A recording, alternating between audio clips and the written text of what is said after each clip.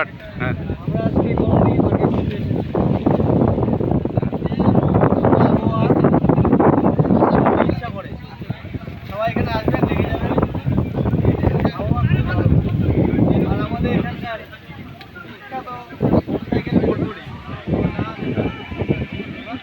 হ্যাঁ, এটা কি বাইক? Hero Honda Splendor. হ্যাঁ, সামনে যাও। এটা বাঙালির বুদ্ধি। দেখো বাইকটাকে কি সুন্দর অর্ধেক কেটে দিয়ে বাইকটার ইঞ্জিনটা দিয়ে এই কাকা আমাদের এই বাইকটা চালিয়ে, এই যে ওনার ফুচকার দোকান, এই ফুচকার দোকানে ফুচকা বিক্রি করে। এই বাইকটা দিয়ে সে খুব সহজেই মানে কোথাও যেতে পারে খুব তাড়াতাড়ি।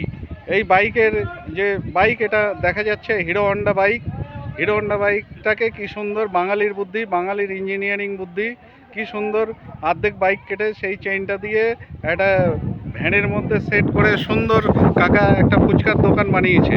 সেই ফুচকার দোকান দিয়ে কাকা এই ভটভটি নিয়ে বহু দূর থেকে আসে এবং আমাদের এই করমদিঘি রাজার একটা পুকুর, সেই পুকুরে আমরা এসছি। এই পুকুরে খুব সুন্দর আবহাওয়া, সবাই এখানে জলে সাঁতার কাটছে। দূরেও দেখা যাচ্ছে অনেক কয়েকজন সাঁতার কাটছে। সামনে একটা ছোট পাহাড়ের টিলার মতো আছে, ছোট পাহাড় আছে, এখানেও ঘুরতে আসতে পারেন। খুব সুন্দর জায়গা। এখানে যেটা শোনা যায় যে এক রাজা ছিল, কর্ণ রাজা, সেই রাজা নাকি একটা মাছকে সোনার আংটি পরিয়ে এই পুকুরে ছেড়েছিল। তো সেই মাছ নাকি এখনও জীবিত আছে সেই আংটি পরে। এটা খুব সুন্দর জায়গা করমদিঘিতে।